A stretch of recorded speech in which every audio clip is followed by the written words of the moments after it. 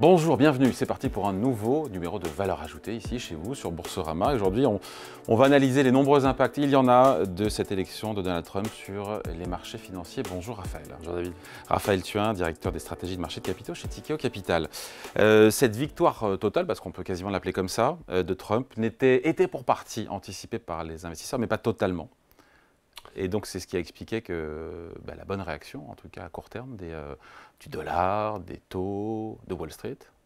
Oui, je suis d'accord qu'il y a une certaine ambivalence. On nous a beaucoup dit les semaines précédant le scrutin que le marché s'était positionné pour une victoire de Trump, d'une part.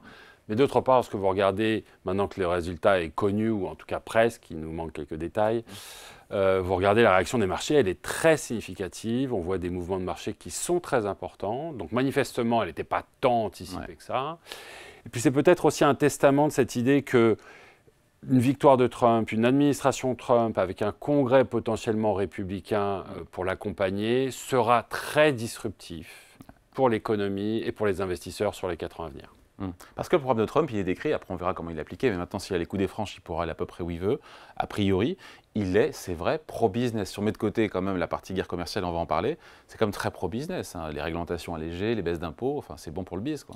Voilà, c'est pour ça que les investisseurs se réjouissent aujourd'hui, en tout cas dans un premier temps, vis-à-vis, effectivement, vous l'avez dit, de la fiscalité. C'est un programme central pour le candidat maintenant, futur président Trump. La fiscalité, President elected. President elect.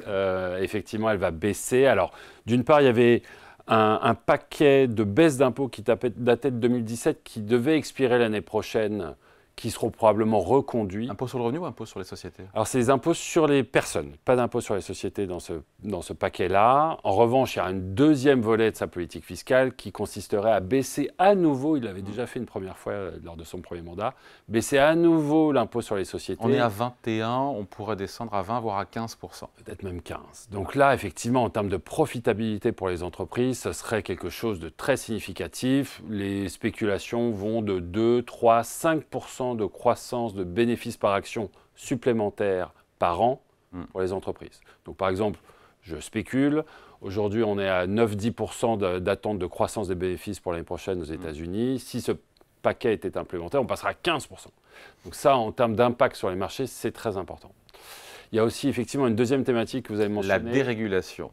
La déréglementation sectorielle. Exactement, il est attendu là-dessus. Beaucoup des mouvements de marché en anticipation de son élection ont porté aussi sur cette thématique. Il y a quelques secteurs en particulier qui se détachent. On va penser à l'énergie, la production de pétrole. Vous savez que l'administration Biden a mis le holà sur cette production en faveur de la transition énergétique. Clairement, le président Trump se place à l'opposé de ce spectre. Drill, baby, drill. Exactement. Il faut forer, quoi. Et ils vont forer. Il a la volonté de raffermir l'indépendance énergétique du pays, de favoriser l'exploitation de pétrole et de gaz. Et pour avoir un coût de l'énergie plus bas, favorable aux consommateurs américains, favorable aux industries consommatrices, elles aussi, d'énergie. Absolument, au détriment évidemment de cette transition énergétique qui l'intéresse peu. Donc là, on a vu beaucoup d'anticipation sur ce secteur des énergies. On parle aussi des banques, on parle aussi on va dire de l'environnement de fusion-acquisition, très important pour nourrir un petit peu les performances sur certains secteurs. Les fusions-acquisitions, elles ont été très contraintes sous l'administration Biden. Et aujourd'hui, on voit à nouveau des potentiels, des perspectives pour que ça se fasse plus. Donc tout ça sont des facteurs positifs de marché qui excitent les investisseurs aujourd'hui. Voilà, ça c'est l'impact positif, effectivement, potentiel, la fiscalité, la dérégulation. Après, il y a d'autres pans du programme économique de Donald Trump qui sont susceptibles d'inquiéter, notamment d'un point de vue économique, l'immigration, avec les tensions que ça pourrait créer sur le marché du travail. Alors il y a l'immigration, vous avez raison, il a un programme, on le sait, très définitif sur les immigrants et en particulier l'immigration illégale. Il parle de déporter, en anglais déportation, de déporter ces immigrants illégaux. On parle de millions de personnes qui potentiellement pourraient quitter les États-Unis, rentrer chez eux, j'utilise ces termes. Et ça a un impact parce que cette disponibilité de main-d'œuvre, bon marché sur le territoire américain, a aussi expliqué une partie de la bonne santé de l'économie américaine. Et à un moment où le marché du travail aux États-Unis reste assez tendu, on commence à le voir se détendre, mais il reste aujourd'hui tendu et il y a certaines industries qui ont beaucoup d'offres d'emploi encore disponibles, cette perspective inquiète. Le résultat de cela, c'est que le marché pourrait se retendre à nouveau et que ça pourrait nourrir l'inflation à nouveau avec une inflation des salaires. Donc ça, c'est une inquiétude. Et donc qui potentiellement pourrait ponctionner les marges. Ponctionner les marges. Vous avez Voilà. raison. Et puis il y a la guerre commerciale. Comment va-t-elle revenir? Ces droits de douane, 10% de tout ce qui est, sur tout ce qui rentre aux États-Unis, toutes les importations, entre 10 et 20%, 60% pour la Chine, 100-200% sur tout ce qui est voitures électriques et compagnie. Voilà, ça c'est un game changer potentiellement. Alors voilà, là on est sur l'éléphant dans le magasin de porcelaine. Ça a été depuis de nombreuses années, mais encore plus récemment lors de la campagne, un des fondamentaux du candidat Trump. C'est un grand pragmatique, Trump, mais c'est vrai que là on parle d'une conviction profonde chez lui, la volonté d'implémenter des droits de douane sur les importations pour favoriser le Made in America, America First, voilà, c'est les mots-clés. Et dans ces conditions, on peut lui donner le bénéfice du doute. En tout cas, il a clairement la volonté d'implémenter des droits de douane dans une forme ou une autre. Alors, il a parlé... C'est bon pour le Made in America. Alors là, on rentre sur des complexités importantes. Effectivement, en théorie, ça va forcer les entreprises à relocaliser leur chaîne de production. Et effectivement, pour l'industrie manufacturière qui, comme en Europe, a beaucoup souffert de la mondialisation aux États-Unis, les perspectives de revoir des usines se créer aux États-Unis pourraient favoriser l'emploi des classes moyennes qui ont beaucoup voté pour Trump. Donc on comprend d'où ça vient. Maintenant, il y a des répercussions à l'ordre 1, 2, 3 aussi à ne pas négliger pour l'économie. Évidemment, toutes les entreprises qui exportent aux États-Unis pourraient souffrir. Toutes les entreprises qui ont aussi des chaînes d'approvisionnement très internationales, et elles sont nombreuses, par exemple en Chine, en Asie, devraient souffrir aussi. Tout d'un coup, produire va être plus problématique pour elles, et on a vu des réactions de ce point de vue-là sur le marché. Et puis évidemment, il y a une dynamique inflation. Si on met des droits de douane, on a potentiellement en répercussion des hausses de prix correspondantes par les entreprises qui sont frappées. Ouais. Et là, on commence déjà à entendre certaines conversations. AutoZone, qui vend des pièces détachées automobiles aux États-Unis, ce qui est un gros marché, a déjà anticipé en annonçant des hausses de prix en amont des droits de douane potentiels qui devraient arriver prochainement.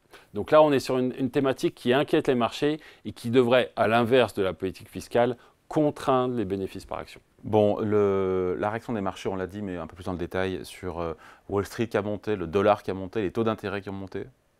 Oui, c'est une réaction très significative. Des gens parlent de réaction historique. On est vraiment sur des mouvements de marché qui sont importants. Vous avez bien résumé. Donc, globalement, il y a un appétit pour les actifs risqués. On se dit une administration pro-business qui va favoriser la génération de bénéfices des entreprises. C'est globalement positif. Donc, effectivement, le marché action est monté, avec en particulier un aspect américain, c'est-à-dire qu'on favorise les actifs américains en se disant qu'en Europe et en Asie, on souffrira d'une politique économique plus agressive vis-à-vis de l'extérieur. Donc ça a été un premier aspect. Au sein de ces actifs risqués, on voit des positionnements autour des secteurs plus cycliques. On se dit si un cycle économique fort repartirait grâce à Trump, on devrait se positionner sur des industries correspondantes, plus sensibles au cycle, plus value, les petites entreprises. Par exemple, le Russell était en hausse de 6%. Le Russell 2000, c'est les 2000 boîtes cotées américaines. Donc c'est plus des small et mid cap, entre guillemets. Exactement. Toute proportion gardée parce qu'on est aux États-Unis. Et ces entreprises ces actions ont très bien performé à l'annonce des résultats. Donc voilà, un aspect plus cyclique. Il y a eu effectivement un mouvement aussi qui interpelle, et vous en avez parlé, c'est le moment des taux d'intérêt. Et alors ça, c'est quelque chose qu'il faut regarder de près. À l'annonce des résultats et en anticipation d'ailleurs aussi des résultats, on a vu un mouvement de taux d'intérêt aux États-Unis très important à la hausse, qui a été nourri par deux anticipations. L'anticipation d'inflation. S'il y a plus d'inflation, les banquiers centraux auront plus de mal à baisser les taux d'intérêt. Donc ça, c'est un premier impact. Et deuxième impact, c'est les déficits. Si effectivement on baisse les impôts aussi fortement qu'annoncé, on a des perspectives de croissance des déficits, de plus de dettes souveraines. Et dans ces conditions, on a vu des taux d'intérêt remonter très significativement. Sur 2 mois, c'est quasiment un point de pourcentage sur les taux souverains 10 ans aux États-Unis. Voilà, donc c'est effectivement très spectaculaire. Et ça, attention, ça interpelle, ça a deux impacts potentiels. Un impact sur l'économie réelle. les taux immobiliers par exemple, ou les taux pour se financer dans l'économie réelle, et aussi un impact sur les marchés. Ça contraint les valorisations et on se dit qu'à un moment, les marchés commenceront à être inquiets de voir des taux d'intérêt monter si fort. Donc au-delà des réactions, Raphaël, de court terme, est-ce que cette élection de Trump elle est de nature à continuer à booster le dollar, Wall Street, ou est-ce qu'il faut pas trop en attendre? Alors vous posez la question… Bah oui, à 1 milliard de dollars. À 1 milliard de dollars. La première peut-être chose à garder en tête pour l'investisseur, c'est que les élections, évidemment, c'est important, ça fait partie du narratif de marché, ça fait partie du cycle économique, mais c'est historiquement pas un catalyseur. Les élections ne changent pas nécessairement la direction des marchés, ils peuvent favoriser telle allocation, telle classe d'actifs versus telle autre, mais ce ne sont pas nécessairement des changements de paradigme qu'on observe. C'est vrai que cette élection est importante, mais ce qui compte sur le long terme, c'est la capacité des entreprises à générer des bénéfices, première chose, à la macro, aux données économiques de continuer à être résilientes, à la politique monétaire de continuer sur cette trajectoire accommodante. Pour le coup, il y a un alerte là. En fonction des résultats que donneront des choix politiques et des politiques économiques pris par Trump, si l'inflation devait remonter un petit peu, pas sûr qu'effectivement, on l'a dit, que la Fed serait encline à continuer à baisser ses taux. Vous avez raison et c'est pour ça que c'est significatif. Il y a un aléa supplémentaire qui n'existait pas avant, mais peut-être qu'on peut estimer quand même que sur ces trois grandes thématiques, la macro, les bénéfices, le monétaire, on reste quand même sur une trajectoire qui devrait être optimiste, raisonnable, positive. Et c'est ça qui compte quand on investit sur les marchés sur le long terme. Donc gardons ça en tête. La vraie question aussi, c'est dans quelle mesure les mouvements récents qui ont été très significatifs englobent suffisamment des perspectives économiques vis-à-vis du candidat Trump. Là, c'est une vraie inconnue. C'est effectivement des mouvements très importants. Il y a encore beaucoup d'inconnus aussi sur ce qui va être réellement mis en place. On spécule et le candidat Trump a annoncé beaucoup de choses et on sait que tout ne sera pas implémenté.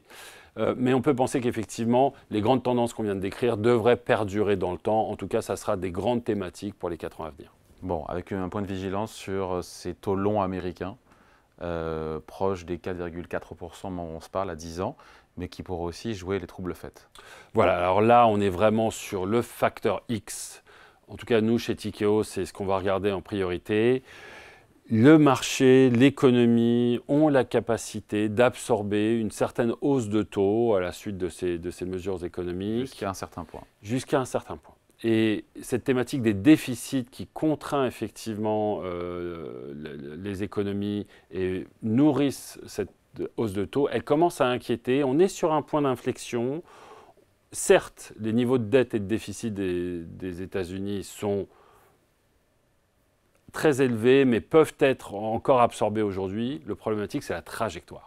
Et cette trajectoire, elle n'est pas acceptable pour les marchés probablement. Il va falloir qu'on voit un point d'inflexion. Et aujourd'hui, on ne le voit pas. Donc, à quel moment et dans quelle mesure cette hausse des taux d'intérêt pourrait renverser les marchés, ça sera ça le point d'attention pour moi. Marchés actions qui sont bien valorisés. On n'est pas sur les valorisations de 2016 quand Trump arrive au pouvoir. Les marges de manœuvre sont faibles, on est à 21, 22 fois les résultats aux États-Unis. Quand il est arrivé au pouvoir, on était entre 16 et 18. Ça change tout, ça. Les taux d'intérêt étaient à 2,2%, ils sont à 4,5% sur le 10 ans. Le taux d'imposition des entreprises était à 35%, il est à 21%. On a perdu énormément de marge de manœuvre. Le marché avait aussi beaucoup anticipé son élection, cette fois-ci, très peu en 2016, donc l'effet surprise est moindre. Bref, ce n'est pas exactement la même situation et peut-être pas les mêmes résultats. Allez, merci beaucoup. Explication, point de vue signé Raphaël Thuin, directeur des stratégies de marché de capitaux chez Tikehau Capital. Merci Raphaël. Merci David. Alors, Ajouté revient dans quelques jours ici chez vous sur Boursorama.